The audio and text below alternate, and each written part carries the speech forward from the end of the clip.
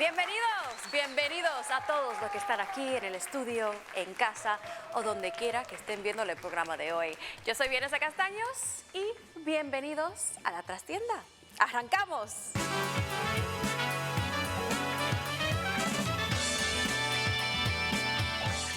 Yo siempre he soñado con presentar un late night y hace poco me di cuenta de algo curioso. En España solo conozco a 3 mujeres que hayan liderado uno, que ya son más que las que han llegado a la Casa Blanca, ¿eh? Pero hay algo curioso, que es que el propio formato de late night fue creado por una mujer. No es broma. Se lo prometo que no es broma. Concretamente, esto fue en 1949 y vaya si han cambiado las cosas. En España tenemos que irnos hasta el 1984 con el Ahí te quiero ver de Rosa María Sardá para ver el primer programa nocturno de humor presentado por una mujer. Y luego, pues realmente tampoco hay mucho más. Permitidme que diga que el prime time ha sido algo así como un campo de nabos. Con algunas excepciones, claro, como Eva H., que presentó La Noche H. hace 15 años, hasta que Nara Álvarez llegó a romperla a finales de 2024 con su propio programa Al Cielo con Ella. Pero les tengo que decir que en La Trastienda tenemos una información confidencial. La mujer que más ha aportado al prime time televisivo, sin siquiera saberlo, ha sido Shakira. ¡Se lo juro! ¡Shakira! Shakira el año pasado aceptó pagar una multa de 7,3 millones de euros al Estado español y estoy segura de que así es como han pagado la mitad del contrato de Broncano. Shakira ya es la mayor impulsora de late nights de la historia de este país y no teníamos ni idea. The show must go on. Esto es un poco nuestro programa, por eso nos llamamos así La Trastienda. Somos La Trastienda del show business. Es un programa sobre el negocio del entretenimiento y sus entresijos. Ingenioso, ¿no? En fin, tal vez haya que apretarle un poco a los guionistas. Eso sí, vamos a hablar de tendencias, novedades y noticias relacionadas con el mundo de la tele y el cine. Tenemos un programa muy especial. Entre nuestras invitadas hay una ganadora del Goya a Mejor Actriz Revelación, una figura pionera del humor en este país y una directora que, y no exagero, ha ganado más de 40 premios hasta la fecha. No se lo quieren perder. A los 9 años comenzó su carrera profesional en Barrio Sésamo. A los 20 ganó el Goya a Mejor Actriz Revelación y ahora ha publicado el libro Mujeres de Cine. Un fuerte aplauso, por favor, para Ruth Gabriel. Bienvenidos, Ruth. Muchísimas gracias por estar en el programa de hoy. Cuéntame, ¿en qué momento decidiste que este libro, esta historia de las mujeres más importante de la historia del cine español, hay que contarlo y lo voy a contar yo? Aquí la semilla lo puso la ilustradora Fraules, que como ves hace unas ilustraciones son fenomenales, espectaculares, unos retratos extraordinarios de estas fabulosos. actrices maravillosas. Y ella hacía estas láminas de estas mujeres y las vendía en tiendas de arte, en tiendas de regalo, en librerías. Y un día se le ocurrió dar un paso más. Habló con varias editoriales, Libros de las Malas Compañías dijo que sí y me llamaron. Y a esto estuve de decir que no porque me entró el síndrome de la impostora, de claro. Yo no soy escritora, yo no sirvo para esto, hasta que un día, después de haber visto las ilustraciones, me di cuenta de que tarde o temprano me iba a encontrar ese libro en una librería y que si no estaba firmado por mí, no me lo iba a perdonar jamás, así que decidí meterme a ello. Y ha sido una oportunidad de lujo de poder entrar en la vida de estas mujeres maravillosas. Son 30 actrices de cine español, todas nacidas antes de 1965, que han servido de inspiración no solamente para mí, sino para muchas personas y sobre todo muchas mujeres en la época. Así que en la siguiente edición de Mujeres de Cine tienes que salir tú, porque... No. ¿No? No. Yo no quiero meterme ya directamente en mi generación y de hecho no creo que vaya a haber una segunda edición de Mujeres de Cine porque sería como un segundo plato. Yo estoy pensando ir por otros derroteros y hay varias ideas que ya compartiremos pronto.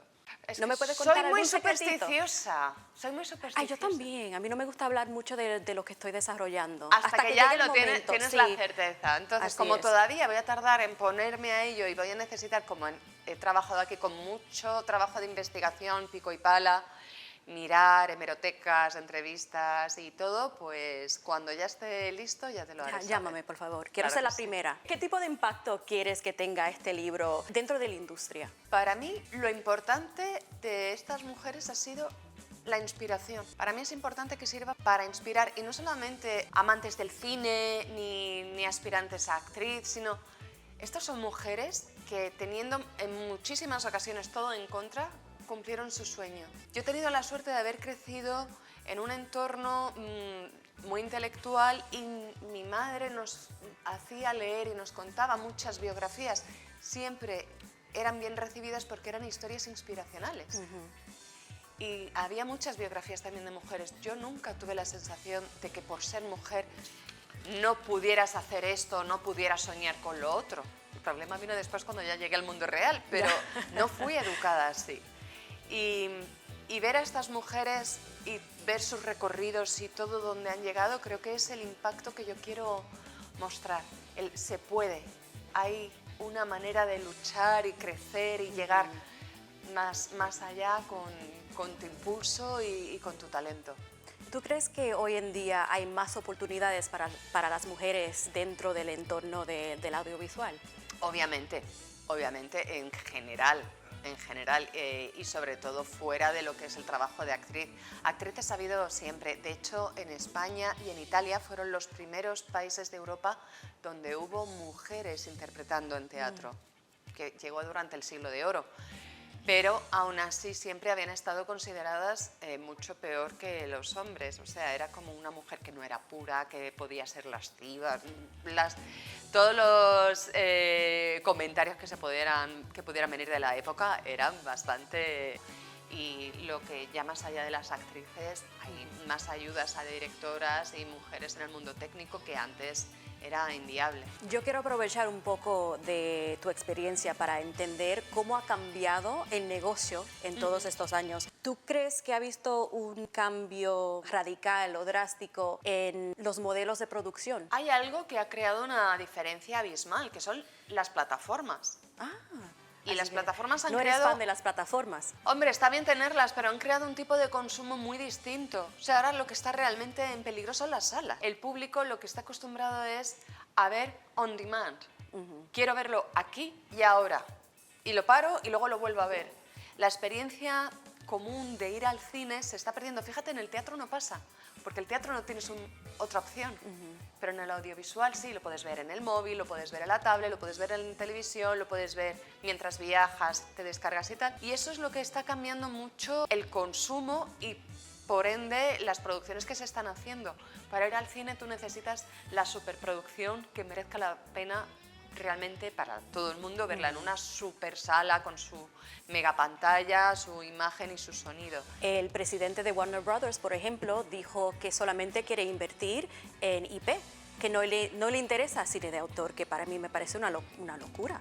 Es una lástima, porque el cine de autor es algo que, bueno, así como cualquier espectáculo, es maravilloso porque nos sube inmediatamente la serotonina y todo eso, pero claro, el cine de autor te ayuda a conectar, está más centrado en las personas y eso es, digamos, lo que ha sido el germen de toda creación artística en cualquier ámbito, conectar.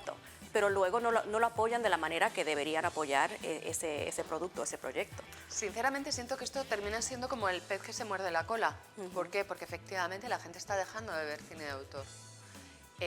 Digo, a nivel generalista, por supuesto, sigue habiendo afortunadamente nichos para todo el mundo, donde puedes ir y ver X películas en versión original y disfrutarlas al máximo, pero se está perdiendo el público, con lo cual no sigue teniendo el mismo impulso, y es verdad, y entiendo que tanto los estudios como las productoras estén buscando, y sobre todo esto se ha visto a raíz de la pandemia, el entretenimiento puro y duro como sistema de negocio, porque cuesta mucho sacar una película adelante y la gente que pone dinero muchas veces pierde mucho dinero. Sí. Entonces, yo no puedo más que entender esa parte de la industria y me duele mucho. Afortunadamente nos quedará el teatro, que de momento no se ha inventado nada que lo reemplace. Así que dirías que eres más de cine o más de teatro, Es como decir... como intérprete. Yo tengo 2 hijas, es como cuando me preguntas a cuál quiero más. Anda. Me lo siento igual, es demasiado visceral. Yo la primera vez que me subí a un escenario tenía 11 meses, sustituyendo a mi hermano. Mis padres tenían una compañía de teatro y había un monólogo que hacía mi padre con mi hermano. Mi hermano se hizo mayor, me tocó a mí. He crecido allí. Con 5 años, ya te he dicho, estaba en La Cometa Blanca y con 18 hice Días Contados, que fue mi primera película y por la que gané el Goya. Es casa. Cualquiera de estos 3 espacios para mí es casa. No solamente eres intérprete, también eres autora, pero también eres productora y tienes un negocio de comunicación y enseñas clases de pitching. Sí. ¿Qué tan importante piensas que es para un artista, una persona creativa, también poder diversificar profesionalmente? Se dan 2 temas. El primero es la edad. A partir de cierta edad, y se hicieron los estudios en AESG, las mujeres dejan de tener su espacio en el cine, en el audiovisual. Y eso te tiene que pesar, sobre todo porque tienes que seguir siendo una persona autónoma. Y eso no está cambiando, el tema del edadismo. Está cambiando, pero está costando. Vamos por buen camino, yo quiero ser optimista. No quiero machacar mucho el tema porque creo que al contrario, ¿no? Tenemos que decir, vamos bien, vamos bien. Sí. En vez de decir lo mal que van las cosas, es decir, los cambios que están surgiendo. Sí. Que sobre todo en televisión están surgiendo más personajes protagónicos de más de 50 años y están teniendo un éxito extraordinario y hay que apoyar eso y hablarlo y celebrarlo. Pero sigue habiendo problemas y siguen siendo, pues, otra de las cosas que sucede con las plataformas son las fórmulas de reparto. Siguen siendo los mismos repartos que se repiten. Entonces es complicado decir, dependo solo y exclusivamente de esto. ¿Qué pasó con mis clases de comunicación? Esto es el crecimiento y el trabajo que viene desde la primera semilla. La primera semilla surge cuando se estrena Días Contados. Yo tengo 19 años, que es cuando gano el Goya, y empiezo a estar en la prensa en todas partes. Hay un estallido brutal. Yo con 19 años me creo la emperatriz de Hungría. Y me meto en todos los charcos y meto la pata hasta el fondo. Y me doy cuenta. Y como me doy cuenta que estoy metiendo la pata, empiezo a tener pánico de hablar en público. ¿En serio? Pero un pánico paralizante. No lo creo. O sea, no me salía la voz, me quedaba afónica, temblaba, respondía mal, de pronto me ponía agresiva. Ajá. Y entraba en pánico. Como yo tenía que romper eso, empecé a utilizar técnicas. Yo había estudiado en los Estados Unidos y tuve una clase de speech and debate, cuyas fórmulas fue solamente un trimestre, pero empecé a tirar. Pero te ayudó bastante. Me ayudó técnicas de interpretación y poquito a poco me di cuenta que es un mundo fascinante, el mundo de la comunicación. Y es el único sitio donde yo he podido entrar en el pensamiento científico, trabajando lo que son los neurotransmisores, cómo la palabra tiene un efecto tan directo con cómo se siente el ser humano, lo que es el lenguaje verbal, no verbal, paraverbal. Y al fin y al cabo me he dado cuenta de que hay algo que es lo que a mí me obsesiona, que es la conexión.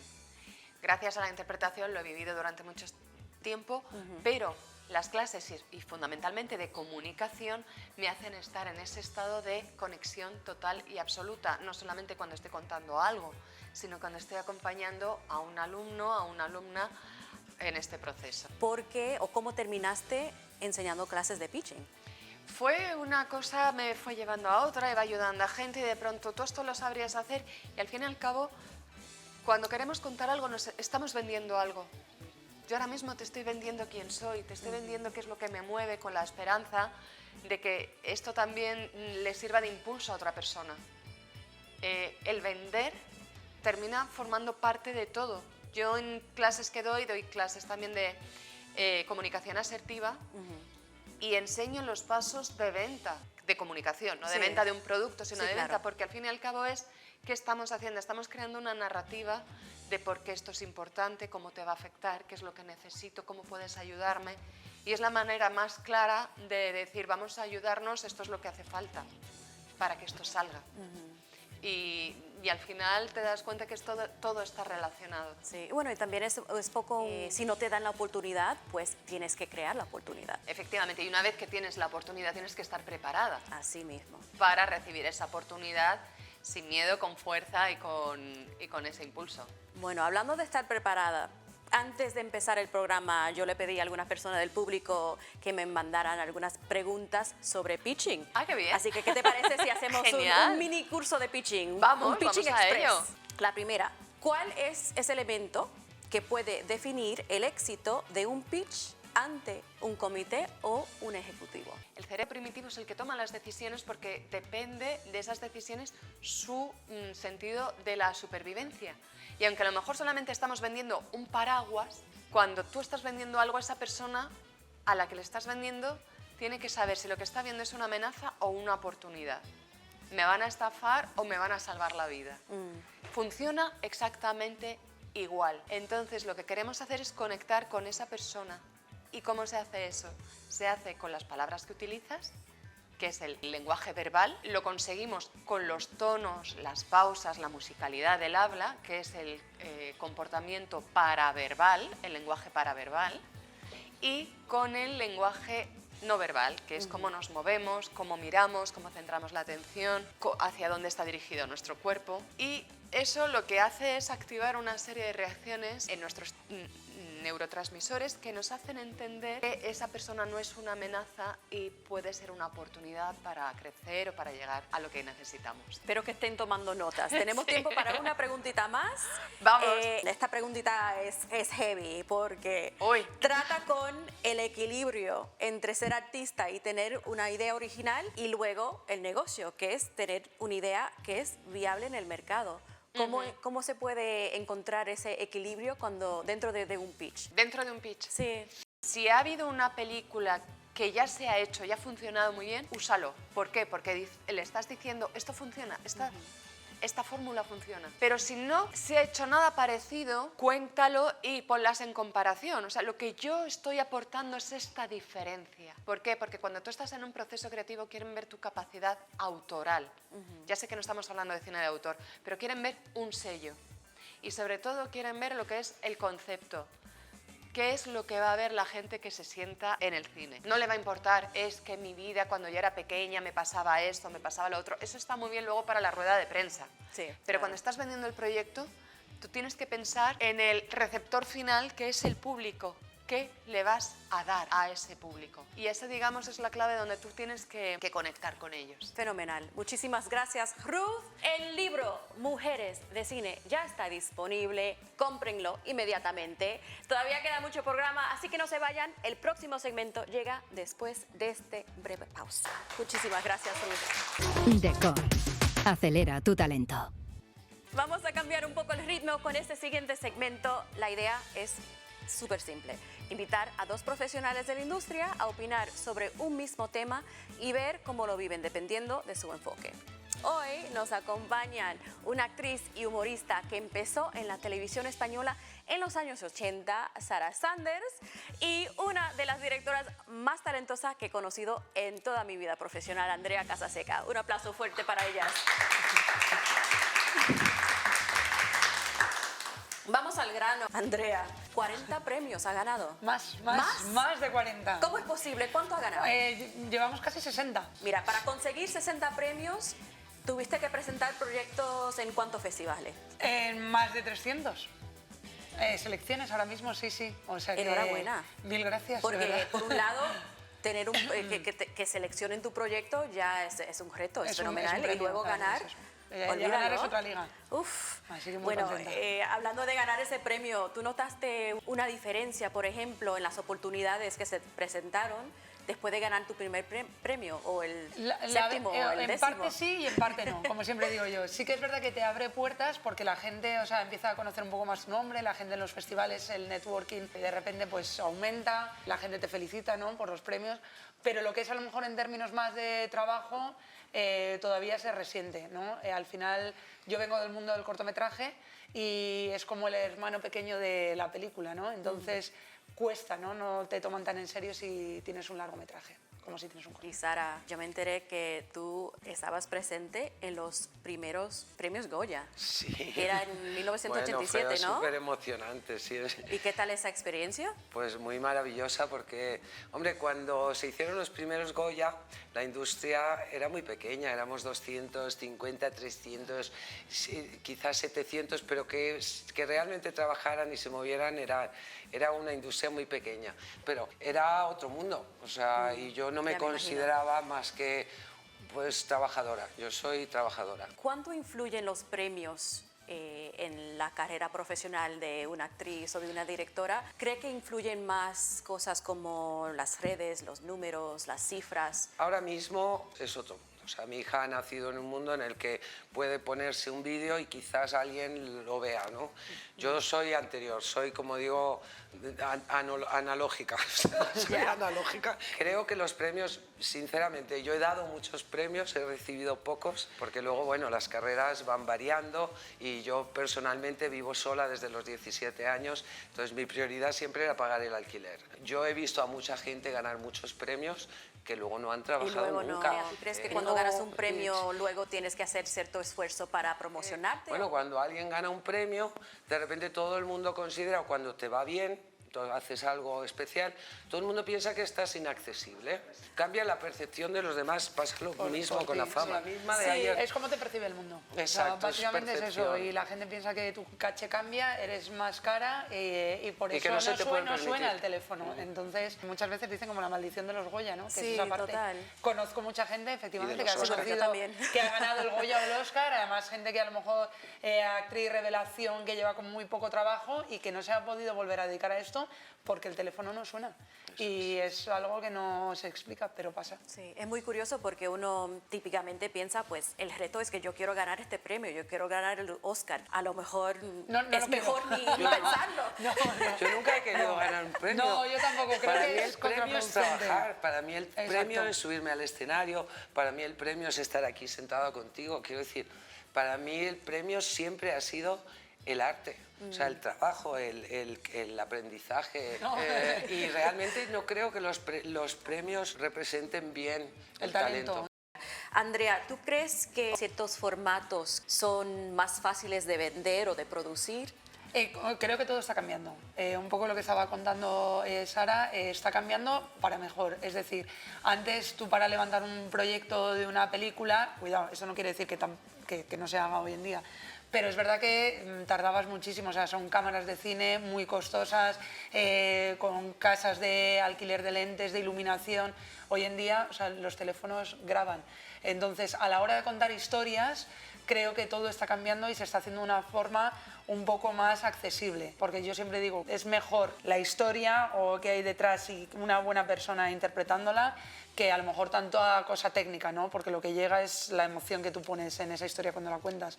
Entonces todo eso yo creo que está cambiando para mejor. Creo que se están abriendo nuevos caminos de híbrido, pues hay cosas, ya estamos viendo películas que de repente no solamente innovan en el lenguaje o narrativa, sino que de repente a lo mejor cortan y meten una voz en off con fotografías o partes grabadas con móviles, etcétera. El lenguaje está cambiando mucho y para mejor, yo creo. Estoy de acuerdo que lo hace más fácil hasta cierto punto, pero ¿tú crees que una peli grabada en un móvil, por ejemplo, es vendible en el mercado? Bueno, creo que sí. Lo que no creo es que estén dispuestos todavía a hacerlo. Porque creo que si tú tienes una buena historia, de verdad, la vas a acabar colocando. Si no lo ven y no pondrán pasta para ello, no te preocupes. Cuando lo hagas y el público... O sea, lo que nos estamos dando cuenta es que el público manda, más que Sí. nunca, más que nunca, más que nunca. O sea, antes tú ponías en las salas y la gente iba a las salas, ahora no. Ahora, si yo no entro en una sala porque no quieres mi peli, no te preocupes. Tengo otra plataforma o encontraré la manera de llegar a ese público. Y cuando el público, entonces, de un picotazo, el teléfono suena y dicen, oye, yo quiero poner esto en mi plataforma. Sí. Y eso va así. Así que es mejor hacer algo, intentar hacer algo de manera independiente, a ver si encuentra su público y a partir de ahí Eso es un consejo acercarte que a doy, una pero no plataforma es... y decir, claro, ya no tengo es- el público, dame más dinero para hacerlo de manera más profesional. Bueno, es que creo que está funcionando, también está funcionando así. Lo que sucede es que es muy difícil poner un proyecto en pie cuando Claro, no tienes nada de bueno, dinero. todo cuesta dinero, ¿no? Entonces todo, o sea, pero aunque que sea ya simplemente que tú lo pongas en producción y no puedas pagar al elenco Pero o a la yo gente que hay detrás de cámara. perdóname, pero vamos, en los 80 no teníamos un duro y la gente hacía cosas. Entonces, yo creo que lo que ha quedado de aquellos 80 es la creatividad.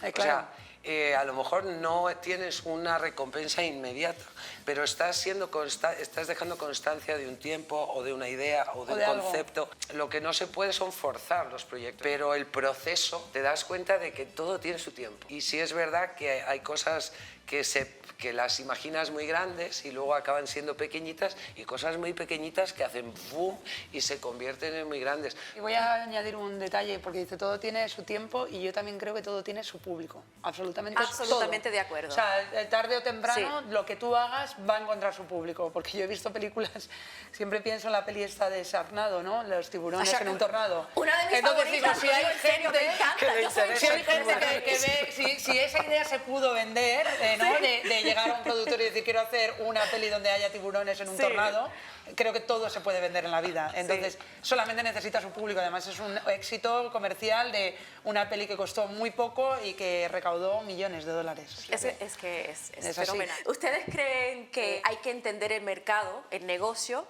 para poder tener éxito siendo personas creativas? Porque uno siempre dice, bueno, en mi experiencia soy artista, soy creativa, solamente quiero dedicarme a lo creativo, pero la realidad es que este es un negocio. ¿Cómo encuentran ese equilibrio entre el artístico y el mercado? Cuanto más sabes sobre tu profesión y cuanto más involucrado estás en todas las partes de tu profesión, pero especial en esta, si tú no entiendes lo que hace el de sonido, lo que hace el de las luces, el por qué lo estaba haciendo, por qué esta persona se movía, por qué esta persona no, por qué esto estaba aquí y esto tenía que pasar por encima. ¿Cómo lo vives tú, Andrea? Hay que medir, ¿no?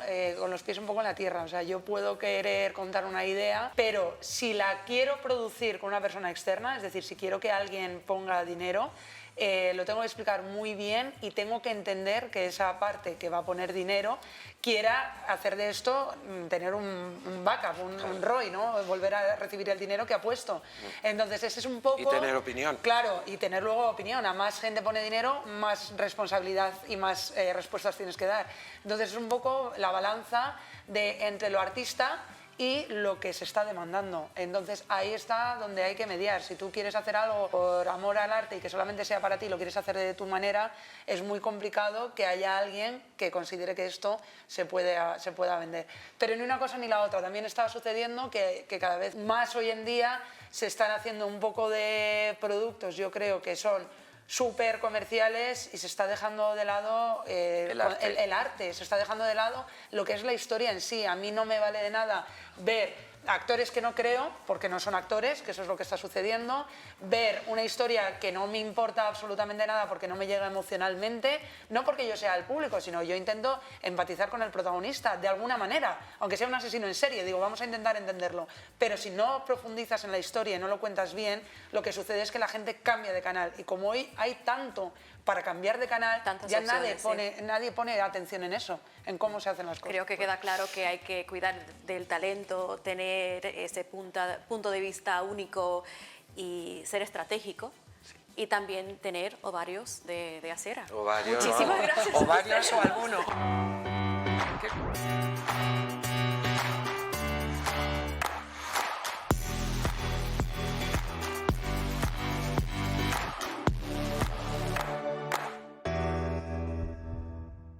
Este programa ha tardado muchísimo en llegar y estoy muy agradecida con nuestro colaborador Dacor, y aún más agradecida por el talentoso equipo que tenemos trabajando detrás de cámaras. Por favor, equipo, adelante. Suscríbanse a este programita y nos vemos prontito. Chao.